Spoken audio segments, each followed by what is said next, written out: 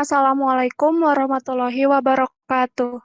Selamat siang dan salam sejahtera bagi kita semua. Alhamdulillahirrabbilalamin, wassalatu wala asrafil anbiya'i wal mursalin, wa ala alihi wa sahbihi ajmain amma ba'du. Pertama-tama, marilah kita panjatkan puji serta syukur kehadirat Allah Subhanahu wa Ta'ala, yang dimana atas rahmat dan karunia-Nya kita dapat berkumpul dalam virtual meeting kali ini.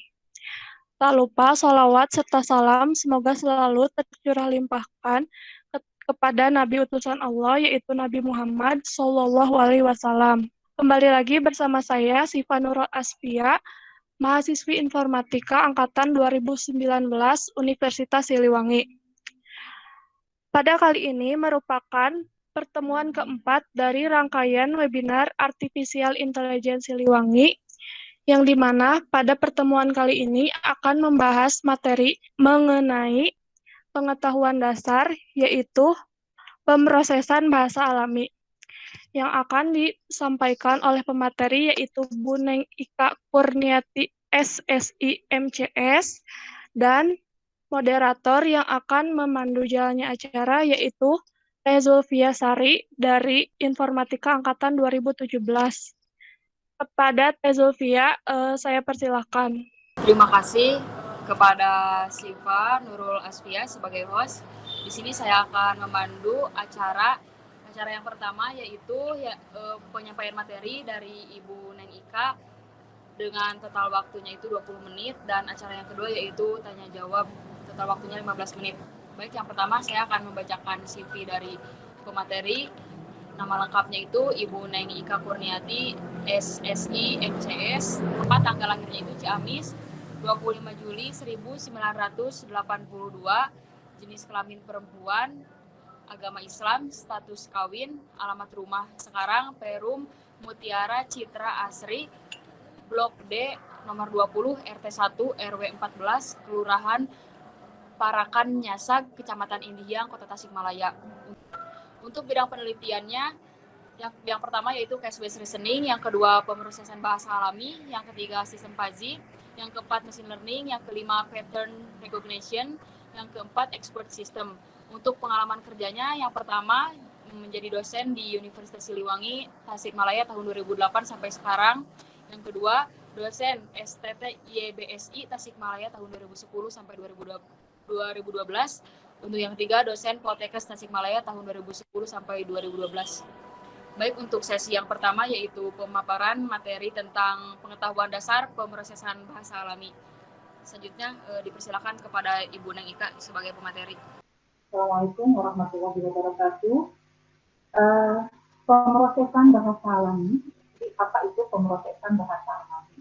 Jadi sebetulnya teknologi NLP ini itu sudah tren di masyarakat, bukan hanya sekarang tetapi sudah lama gitu ya. Bahkan pengguna internet, ya, masyarakat pengguna internet itu sudah sering menggunakan teknologi NLP ini. Ya. Contohnya seperti penggunaan search engine, ya, misalkan Google, kemudian Bing, Yahoo, itu juga termasuk pemrosesan bahasa. Ya, jadi di sini definisi dari pemrosesan bahasa alami adalah merupakan cabang dari artificial intelligence yang berhubungan dengan interaksi antara mesin dan manusia yang menggunakan bahasa alami atau bahasa natural. Pemrosesan bahasa alami itu bagian dari AI, ya, dan AI itu bagian dari data science. Ya. Nah, di sini AI ini, ya, artificial intelligence ini kan terbagi menjadi dua, yaitu symbolic learning dan machine learning. Ya. Nah, posisi NLP ini berada di machine learning, ya, yaitu di bagian ada statistical learning, ya. Jadi statistical learning itu terdiri dari NLP dan speech recognition, ya. Dan selain itu ada deep learning, ya, yang baru ini. Itu adalah posisi NLP di artificial intelligence. Ya. Dan di sini salah satu dari NLP ini salah satu tadi ya bidang dari AI yang berfokus pada bahasa alami, gitu ya, yang berfokus pada bahasa alami. Jadi harapannya di sini komputer mampu mengerti bahasa yang dibuat oleh manusia, gitu ya. Jadi di sini jelas ya, kita juga sudah sudah mengetahui bahwa dengan adanya internet ya, data yang menggunakan bahasa atau menggunakan teks itu luar biasa besar sekali, gitu ya. Sehingga di sini peluang untuk penelitian itu sangat besar ya, untuk yang fokus pada bahasa alam. Bahkan bahasa alam itu ya, bahasa alam itu bagi manusia itu adalah hal yang paling penting ya, hal yang paling pokok. Ya. Maka di sini kita juga bisa menerapkan bahasa alami terhadap mesin, gitu ya, atau terhadap komputer. Baik. Nah, di dalam pemrosesan bahasa alami di sini ada proses text mining ya. Text mining. Kenapa ada text mining? Karena text mining itu salah satu teknik dari data mining, gitu ya. Nah, di sini ya. Jadi text mining itu yaitu merupakan penerapan konsep dan teknik data mining untuk mencari pola dalam teks. Jadi khusus untuk mencari pola pada teks, yaitu proses penganalisisan sebuah teks. Ya. Jadi untuk mencari informasi yang bermanfaat untuk tujuan tertentu. Nah, di sini ada 4 tahapan pada proses mining ini, text mining ini. Yang pertama ada text pre-processing.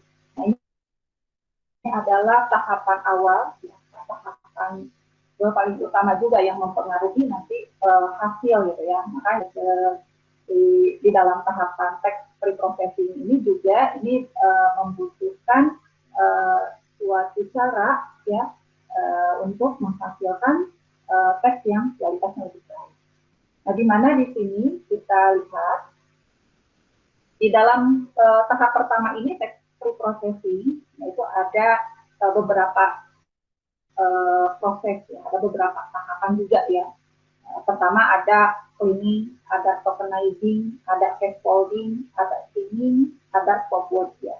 Tapi di sini mohon maaf ya, susunannya setelah tahapannya di sini ada cleaning, jadi menghilangkan simbol-simbol ya di dalam teks. Yang kemudian yang kedua itu harusnya scaffolding ya. Jadi scaffolding di sini yaitu mengubah kata huruf kapital menjadi huruf kecil, gitu ya. Jadi jika ada huruf kapital itu harus diubah menjadi huruf kecil. Kemudian ada tokenizing. Ya. Tokenizing ini dari tahapan yang ketiga, yaitu memisahkan dari sebuah teks ya dalam bentuk kalimat menjadi per kata ya. Jadi memisahkan per kata. Kemudian di sini ada stopwatch atau istilahnya filtering, gitu ya. Filtering di sini jadi menghilangkan kata yang tidak penting, gitu ya. Nah, misalkan kata penghubung ya, misalkan pada, kepada, yang, dalam, dan sebagainya. Nah, kemudian setelah itu ada proses ini. Ya, dalam proses ini jadi menghilangkan kata awalan dan akhiran, ya, kata perfect, pasif, dan sebagainya. Nah, kemudian di dalam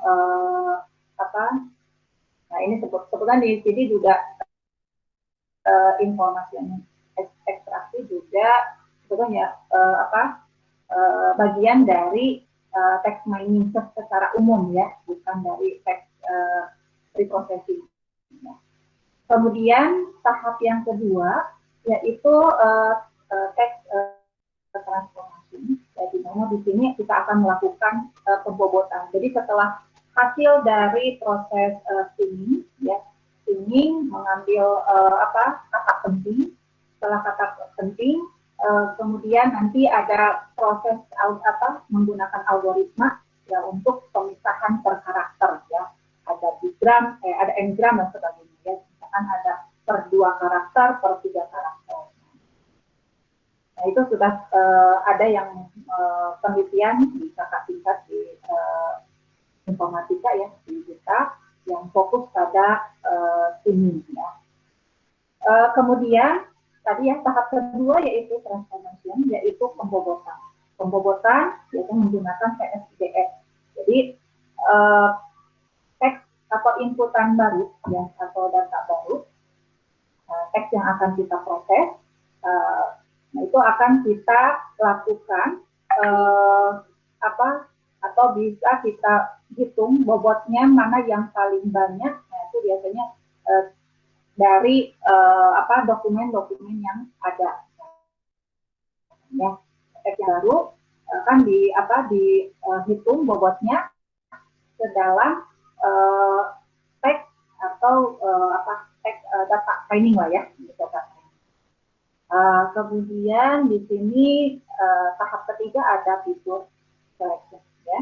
Nah, fitur selection di sini kita menggunakan algoritma PSO ya. Kemudian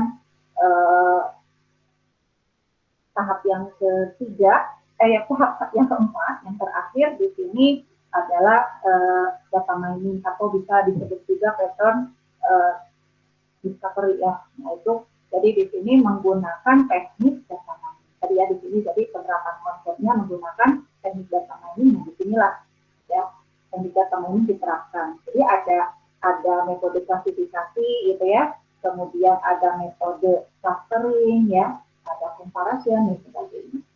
Ini penerapan yang paling penting di sini. Ya, semuanya juga sebetulnya penting gitu ya. Jadi tahapan ini harus dilalui ya sehingga di sini akan menghasilkan evaluasi yang cukup bagus gitu ya. Harus menghasilkan hasil evaluasi atau outputnya cukup bagus. Harus bagus gitu ya. Jadi evaluasinya kita akan mengukur akurasinya, presisi, kemudian recall dan accuracy gitu ya. Itu adalah tahapan atau proses text mining. Nah, kemudian di sini beberapa area utama penelitian pada NLP, nah, sebetulnya banyak ya. Nah, ini ada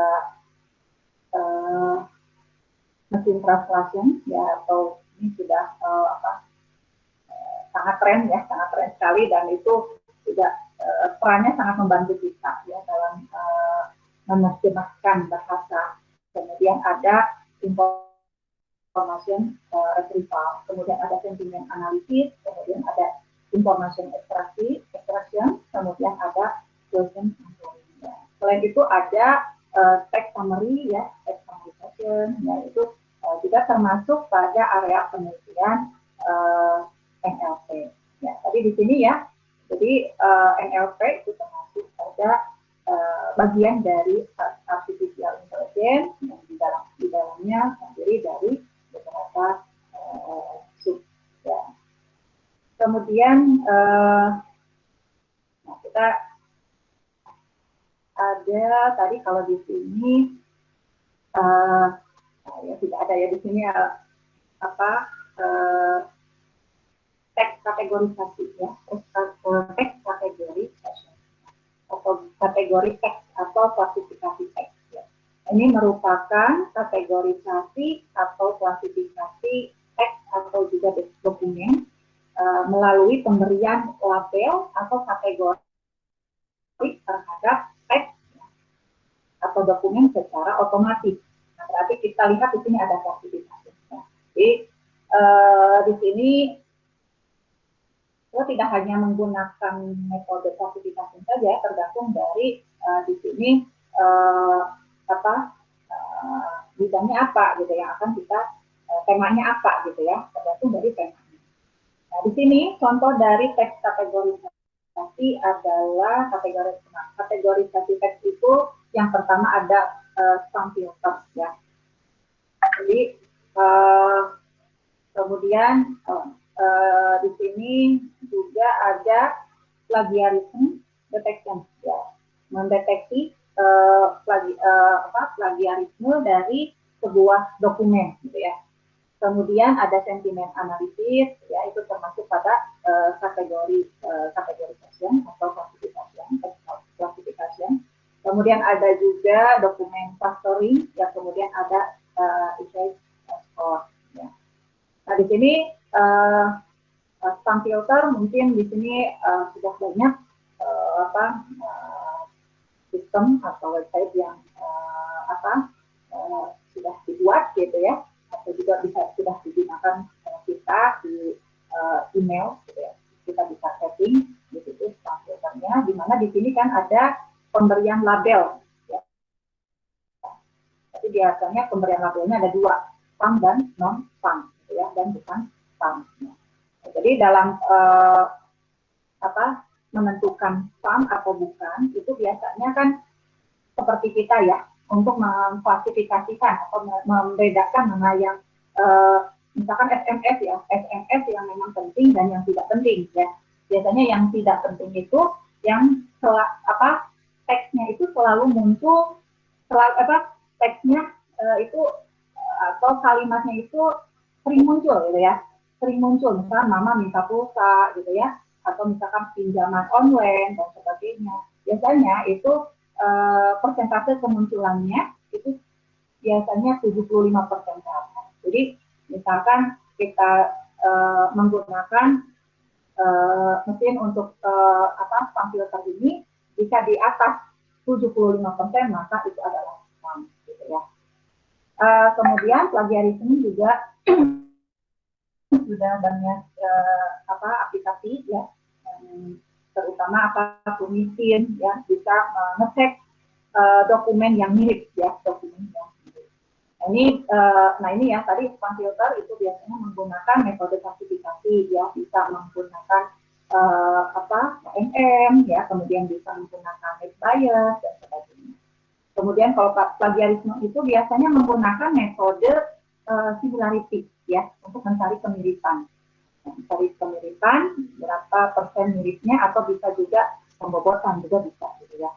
Kemudian sentimen analisis, ya, sentimen analisis juga sama, di sini labelnya adalah positif, negatif, atau netral. Jadi serta sistem ini sangat membantu, terutama di misalkan di dunia industri atau di dunia bisnis ya, atau di dunia perpolitikan itu sangat membantu ya. Biasanya dulu itu sebelum ada sistem sentimen analisis itu biasanya kita ingin mengukur bahwa misalkan contohnya suatu produk itu bagus atau tidak, biasanya menggunakan angket ya, atau survei ya, menggunakan sistem. Ini jadi terbatas kan kalau menggunakan kuesioner. Nah, kalau menggunakan sentimen analisis, jadi kita cukup bisa mengambil dari data media sosial atau misalkan dari berita dan sebagainya. Nah, kemudian ada dokumen clustering. Jadi di sini menggunakan metode clustering, mengelompokkan ya. Misalkan dari sebuah situs berita itu kita akan mengelompokkan mana yang berita politik, keuangan, seperti ini gitu ya. Kemudian ada essay scoring. Jadi di situ kita bisa membuat sebuah aplikasi. Jadi penilaian penentuan nilai untuk essay ini bisa dilakukan oleh sistem gitu ya. Jadi bisa berdasarkan kata yang mirip gitu kan. Kalau misalkan jawabannya itu berita politik. Ya, jadi teknik-teknik yang ada yang digunakan dalam kategorisasi itu ada classification, kemudian ada clustering, dan ada comparison. Ya. Jadi tadi klasifikasi bisa digunakan untuk spam filter, ya, kemudian bisa digunakan untuk sentimen analisis juga, gitu ya. Ada clustering untuk mengelompokkan sebuah dokumen atau teks. Kemudian ada comparison, ini biasanya digunakan oleh essay scoring ya, essay scoring ya, jadi membandingkan dengan dokumen yang tadi ya. Spam filter di sini ada beberapa metode yang bisa digunakan, ada listing ya, berarti di sini mengambil kata yang penting gitu ya, dan menghilangkan kata yang tidak penting. Ada keyword-based filtering, ada net bias, ada rule-based filtering, ada keyword filtering ya, dan ada Kemudian selanjutnya ada information extraction. Ya.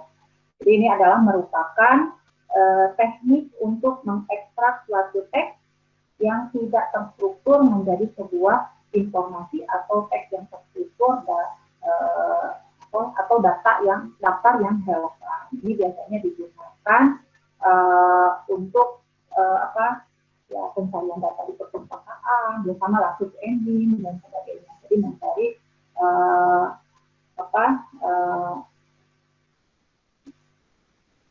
menyusun juga ya. Jadi menyusun dari data atau teks yang sudah terstruktur dari sebuah informasi atau teks yang terstruktur dan data relevan.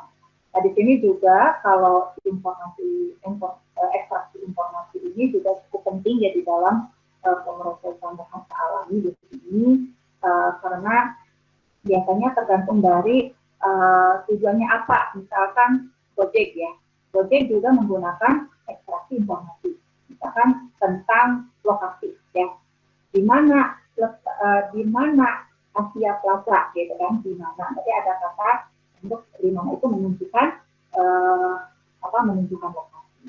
Juga bisa menunjukkan mengidentifikasi untuk pengidentifikasian secara otomatis ya yang terkait dengan entitas, relasi atau kejadian gitu ya. Misalkan dari sebuah berita ya, dari sebuah berita misalkan berita B.J. Habibie meninggal dunia. Orang terpintar di Indonesia tersebut gitu ya, sangat jasanya sangat luar biasa gitu ya.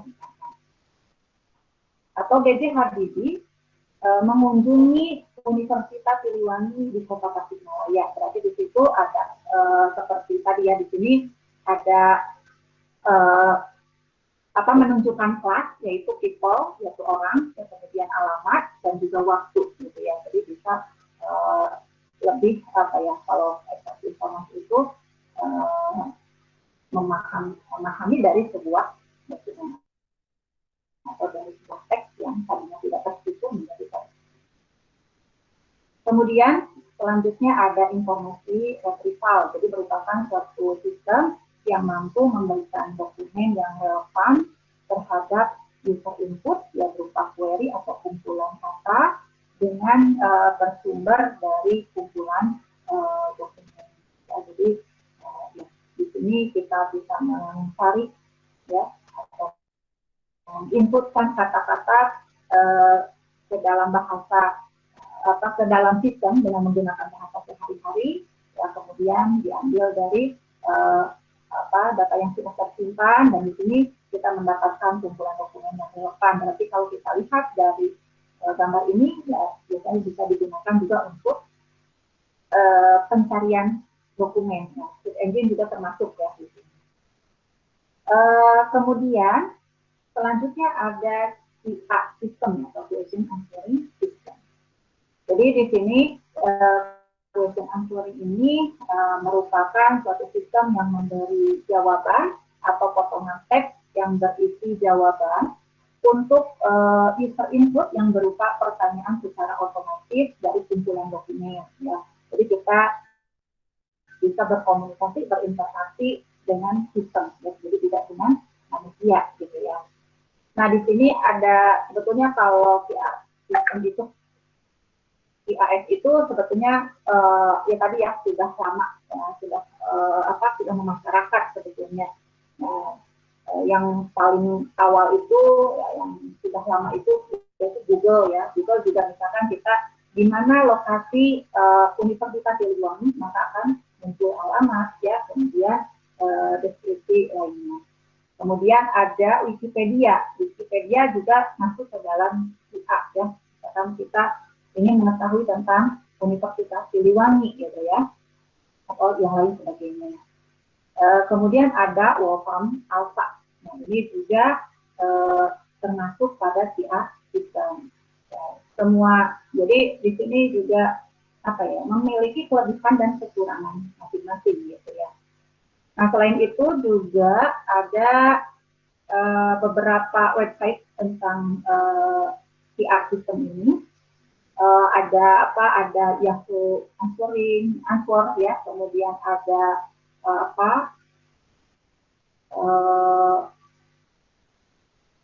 ada Blue-it ya. Blue-it ini adalah mengambil datanya itu dari Twitter, gitu ya. Mengambil dari datanya dari. Kemudian ada ini, kalau yang muda-muda pasti tahu nih, ada Sini ya. Sini, ya itu biasanya kita misalkan kalau tidak punya teman ataupun tidak punya teman chat, itu bisa menggunakan Sini gitu ya. Ya bisa apa ya? Bisa apa saja yang bisa ditanyakan, tetapi mungkin di sini ada batasan juga ya, ada batasan juga, misalkan apakah misalkan sini bisa nggak misalkan berkonsultasi untuk kesehatan, ya, konsultasi untuk bidang pertanian atau konsultasi untuk yang lainnya, ini kita bisa coba gitu ya. Atau juga di sini ada Rina ID, ya, Rina ID biasanya untuk yang jomblo nih. Yang jomblo ini rata-rata untuk apa ya, maaf ya, ini untuk untuk sampan aja gitu ya. Misalkan ada contoh di sini, kalau dulu saya itu ada permainan gagaridaan gitu ya, gagaridaan. Misalkan di sini di random muncul ada jari 3, misalkan A, B, C. Maka di sini pertanyaannya hewan apa yang awalannya huruf C gitu kan, nanti kita jawab gitu kan, nanti akan muncul. Juga ada Google Assistant ya, yang sudah bisa menjawab segala yang kita inginkan, misalkan Google Maps-nya gitu ya, misalkan mencari rute yang memang atau mencari hal yang memang apa ya, manusia juga mungkin belum tentu semuanya tahu gitu ya, bisa kita tanyakan di sana, luar biasa gitu ya. Kemudian ada Halo Dokter, ini digunakan untuk khusus medis gitu ya, khusus medis, di mana di situ sudah di pakar-pakar yang terkait dengan kesehatan ini sudah ada di Halo Dokter gitu ya. Kemudian selanjutnya text summarization. Di sini text summarization ini yaitu kita meringkas sebuah dokumen atau dari beberapa dokumen ke dalam dari beberapa dokumen ke satu dokumen ya, atau misalkan ke dokumen yang lebih sedikit lagi gitu ya. Atau kita juga text summary itu ada abstrak juga ya. Abstrak itu kan gambaran umum dari sebuah dokumen. Ya, jadi di sini text summary ini adalah merupakan suatu sistem yang dapat membuat ringkasan hal-hal yang penting dari suatu wacana yang diberikan. Nah, ini ada contohnya adalah text comparison, ya, compactor, text compactor ya. Ini kalau bisa saya coba.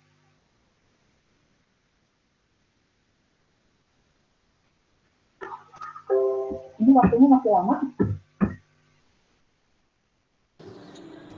Sebentar lagi, Bu. Oke. Cek aja ya. Di sini kita coba menggunakan ini tampil nggak atau slide yang tampil? Tampil nggak di saya ini web browsernya tampil tidak? Ya? Masih slide, Bu. Masih slide. Nanti saya stop dulu. Kita coba ya.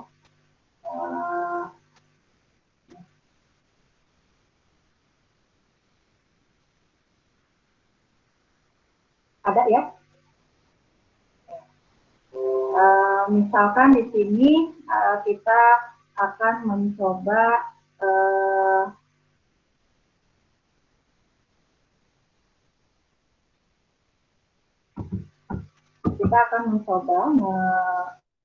meringkas sebuah berita misalkan ya, berita misalkan berita tentang yang ada di ini ya.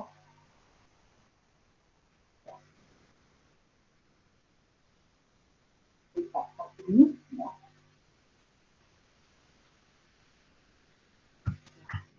Nah, kita masukkan di sini, ini muncul ya, teks kompaktornya. Tuh ya. Nah, kita masukkan misalkan di sini kita memasukkan sebuah teks ya, sebuah teks ini sebenarnya lebih banyak, lebih bagus sih ya, lebih bagus. Jadi nanti kita bisa terlihat. Ini ada asal kita tambahkan. Nah, di sini kita tahap kedua, hasil resumenya itu yang ditampilkan mau berapa persen gitu ya. Misalkan mau lebih sedikit ya, kita tinggal mengubahnya di sini di tahap yang kedua gitu ya. Kita lihat perubahannya misalkan 30%, 30%, maka dari berita tadi bisa diringkas ya, lebih sedikit ya. Nah, ini lebih sedikit. Kita lihat perbedaannya, misalkan Jakarta, di sini misalkan Dirut, PT Kosowa, Korporindo, dan sebagainya. Kita lihat di sini hasilnya adalah Barreskrim mengungkapkan alasan kenapa sedikit bikin akta tidak ditahan dalam kasus. Nah, jadi kita ini sangat membantu juga ya. Misalkan kita malas ya membaca dokumen yang cukup banyak ya, dan kita butuhkan waktu yang cukup sedikit. Jadi di sini ini sangat membantu. Nah, itu contoh dari teks. Kemudian kita lanjutkan.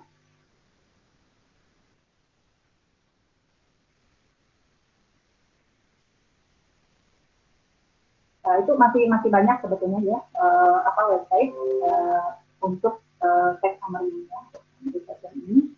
Kemudian kita lanjutkan yaitu mesin translation. Mesin translation ini sudah saya sampaikan cukup populer, dan juga di sini kita mengalami perubahan yang cukup bagus ya, atau kita sekarang sudah banyak website yang untuk memfasilitasi penerjemahan, dan bahkan tidak hanya per kata atau tidak hanya per kalimat, bahkan dari beberapa dokumen bisa langsung kita menerjemahkannya gitu ya, bisa langsung menerjemahkannya. Dan juga dari sisi dari sisi strukturnya atau grammarnya atau tata bahasanya sudah cukup bagus gitu ya, jadi tidak rancu lagi. Maka di sini ini sudah melakukan perbaikan itu dari sisi aturan bahasa ya, dari sisi parsernya atau dari sisi parsingnya gitu ya. Nah, itu sudah kita ketahui ya di translate Google gitu ya. Jadi kalau misalkan translate Google itu asalkan bahasa, misalkan kita bahasa Indonesia ke dalam bahasa Inggris, asalkan bahasa Indonesianya dari susunan SPOK-nya sudah bagus, kalau tata bahasanya sudah bagus, maka jika ditransfer ke dalam bahasa Inggris itu tidak akan rancu lagi, tidak akan sesuai gitu ya, akan sesuai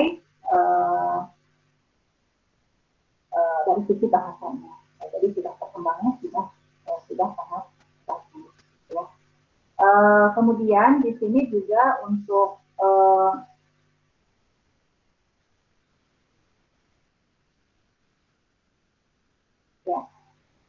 untuk bidang-bidang penelitian, ya, bidang area utama pada NLP juga ini cukup banyak ya. Misalkan sentimen analisis ya, sentimen analisis juga ini juga sangat penting ya, sangat penting. Misalkan kita ingin mengetahui seberapa respon bagaimana respon masyarakat misalkan terhadap pimpinan kita sekarang gitu ya, diambil dari misalkan contohnya dari Twitter ya, atau juga dari sosial media yang lainnya gitu ya, atau juga misalkan kita ingin mengambil atau ingin mengetahui respon dari para netizen ya misalkan, atau misalkan komentar di YouTube, mengambil dari komentar YouTube terkait misalkan review barang gitu ya, atau terkait dengan hal yang lainnya gitu ya, kita bisa mengambil sebesar apa atau respon dari para pendengar ya terhadap dari para penonton misalkan tadi yang di YouTube itu terhadap apa yang kita sampaikan gitu ya, yang kita sampaikan itu sangat banyak sekali. Dan juga ada istilahnya rating ya, misalkan di online shop gitu ya, itu juga sangat konsumtif. Bagi customer juga terbantu gitu ya, misalkan kita ingin mengetahui barang ini berapa kualitasnya atau tingkat kualitasnya sangat bagus atau tidak gitu ya. Kemudian juga di sini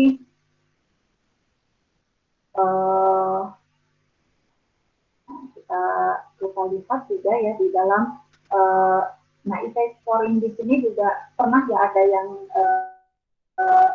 sudah melakukan penelitian, ada yang pernah melakukan penelitian ya kakak tingkat di informatika. Di sini sudah banyak yang menggunakan ITE scoring ya. Kalau yang saya bimbing itu ada 2 orang ya, ada 2 orang yang menggunakan metode cosine similarity ya, jadi cosine similarity itu mencari menentukan pembobotan. Tetapi masih ada sedikit kelemahan sebetulnya ya. Jadi tidak ditambahkan dengan metode untuk mengatasi typo yang misalkan salah pengetikan gitu kan. Kalau essay itu kan berdasarkan teks yang ada di dalam di dalam database gitu ya, atau sesuai dengan kunci jawaban gitu ya. Misalkan teks yang diinputkan kalau sesuai dengan kunci jawabannya maka nilainya kan bagus. Nah kalau tipe misalkan informasi dengan info itu kan hampir sama gitu ya. Sedangkan misalkan tidak yang diharapkan atau di dalam kunci jawaban informasi, maka info ini tidak bisa kita nilai. Berarti di sini harus ada metode lain. Ya, silakan mungkin ada yang mau sharing juga ya. Selain bertanya, mungkin ada yang mau sharing juga sesuai berdasarkan pengalamannya atau misalkan ada sebuah ide atau apa gitu ya. Kita bisa bertanya. Ya, silakan. Bismillahirrahmanirrahim. Assalamualaikum warahmatullahi wabarakatuh. Perkenalkan, nama saya Gina Sundara, Bu, dengan NPM 1876081. Ini terkait ini, Bu, sentimen analisis ya, yang tadi udah dipaparin sama Ibu. Seberapa besar, Bu, sentimen analisis ini berpengaruh terhadap produk ataupun perusahaan? Sekian dari saya, Bu. Terima kasih. Ya. Seperti yang saya sampaikan tadi, ya jelas pengaruhnya cukup besar ya. Misalkan di sini, misalkan tadi untuk perusahaan atau contohnya untuk politik ya. Kemarin itu ada atau misalkan tadi ya untuk perusahaan, misalkan kita bisa dari sentimen analisis ini menilai dari sebuah produk, misalkan produk yang dikeluarkan oleh perusahaan tersebut. Misalkan responnya adalah positif, maka akan terpengaruh terhadap misalkan peningkatan produksi ya, kemudian jadi berarti otomatis ya dari sisi permintaan juga responnya permintaannya cukup banyak, maka produksi meningkat, maka juga hasilnya juga akan gitu ya. Kemudian dari sisi politik, misalkan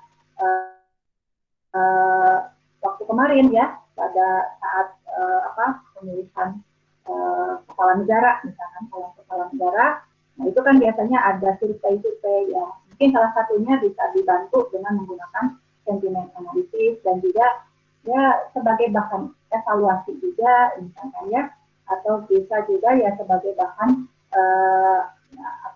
strategi apa yang harus dilakukan selanjutnya ya. Jadi sentimen analisis ini karena mengambil dari data ya, dari data dari sosial media dan sebagainya, itu lebih efektif ya dan lebih real gitu ya. Gitu.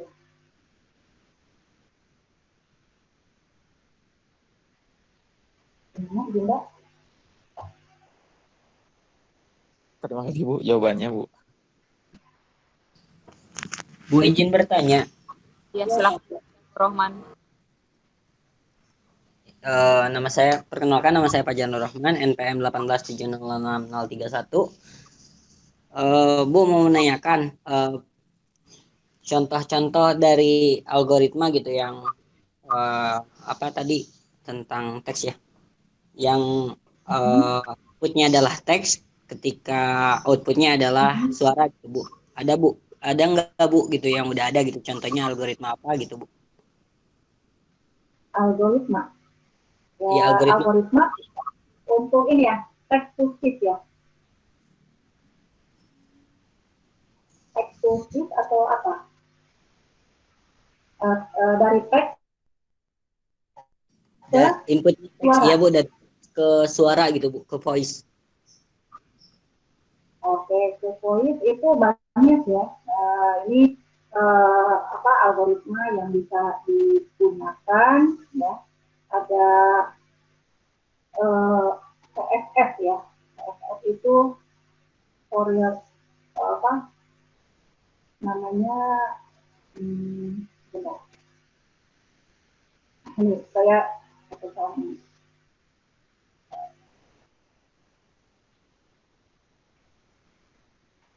Nah, sebetulnya next bias juga bisa ya. Next bias digunakan algoritma yang bisa digunakan untuk apa?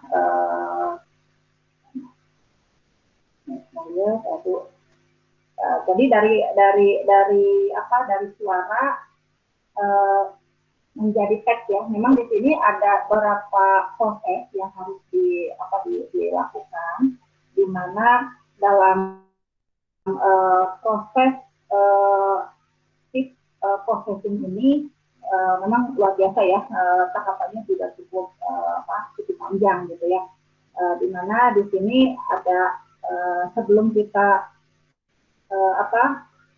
melakukan speech recognition gitu ya, atau pengenalan suara atau dari suara ke teks atau dari suara ke suara gitu ya. Nah, di sini membutuhkan sebuah tahapan ya, di mana tahapan di sini bisa kita menggunakan beberapa algoritma ya, atau juga tahapannya ada ekstraksi dulu ya, ekstraksi ciri dulu dari bahasa ya, dari bahasa atau dari suara gitu ya. Misalkan dari suara itu mengubah memang frekuensinya misalkan ya di sini. Kemudian juga ada dari sisi kuantitasinya gitu ya. Kemudian dari sisi pengkodiannya gitu ya. Nah, ini yang memang dari suara teks ini ya, biasanya kita mengambil contoh sampel suara ya. Kemudian misalkan suara itu misalkan kucing ya, kucing ya, maka akan muncul kata kucing gitu ya. Maka di sini sebetulnya antara suara akan disatukan ya dengan kata yang disimpan di dalam sebuah output. Gitu. Jadi di sini memang dari sisi prosesnya juga saya sendiri belum begitu belum begitu paham ya dengan antara misalkan dari gelombang suara itu dari sisi prosesnya saya juga belum begitu menguasai gitu ya, belum begitu mendalami gitu ya. Tetapi kalau dari sisi misalkan dari sisi pengenalan suaranya tersebut itu bisa menggunakan algoritma namanya saya juga lupa lagi. Di sini ada algoritma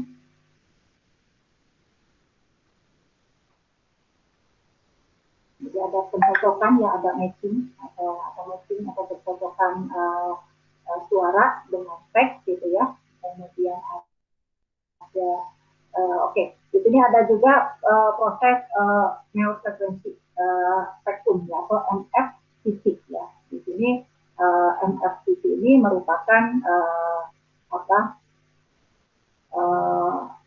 jadi sebuah filter ya untuk menangkap karakteristik dari fonetik dari sebuah sinyal ucapan. Itu menggunakan MFCC ya, Neo frekuensi spektrum koefisien gitu ya. Nah, di situ juga selain itu untuk matching ya, untuk pencocokannya menggunakan itu. Salah satu contohnya itu ya. Salah satu contohnya. Kemudian juga ada fast Fourier transform. Nah, di sini ada bisa mengkonversi dari sebuah algoritma yang cukup tepat ya untuk mengimplementasikan dari pemrosesan bahasa atau dari sebuah sinyal ya, dari sebuah sinyal suara gitu ya. Kemudian juga ada neo frekuensi working gitu ya. Itu juga di sini ya hubungannya dengan skala frekuensi secara dunia gitu ya. Itu mungkin beberapa nanti bisa dipelajari kembali ya. Kemudian ada juga DTW ya, metode DTW, dynamic time swapping ya. Jadi ini proses dari pengenalan suara ya, pengenalan suara. Nah, mungkin itu mudah-mudahan bisa mudah-mudahan puas ya, bisa dipahami. Amin. Kami kumpul. Ya, untuk selanjutnya adalah kesimpulan dari materi pemrosesan bahasa alami. Yang pertama yaitu NLP adalah cabang dari artificial intelligence yang berhubungan dengan interaksi antara mesin dan manusia. Lalu untuk submaterinya itu ada text mining, yaitu penerapan konsep teknik data mining untuk mencari pola dalam teks. Lalu ada text categorization atau text classification, lalu ada information extraction yang merupakan teknik untuk mengekstrak suatu teks yang tidak terstruktur. Kemudian ada information retrieval yang merupakan sistem yang mampu memberikan dokumen yang relevan. Kemudian ada question answering, yaitu sistem yang mampu memberi jawaban atau potongan teks yang berisi jawaban untuk user. Kemudian ada peringkas teks otomatis, yaitu untuk meringkas teks otomatis. Mungkin dicukupkan untuk sesi pemaparan materi tentang pemrosesan bahasa alami. Terima kasih kepada pemateri Ibu Ika. Selanjutnya saya serahkan ke host, yaitu Siva Nurul Asfia. Terima kasih. Baik, alhamdulillah kita telah sampai di penghujung acara pertemuan keempat rangkaian webinar Artificial Intelligence Siliwangi. Diingatkan kembali, rekaman pada hari ini akan diunggah di channel YouTube Siliwangi. Terima kasih kepada semua peserta yang telah hadir di virtual meeting kali ini. Semoga ilmu yang didapat bermanfaat di kemudian hari.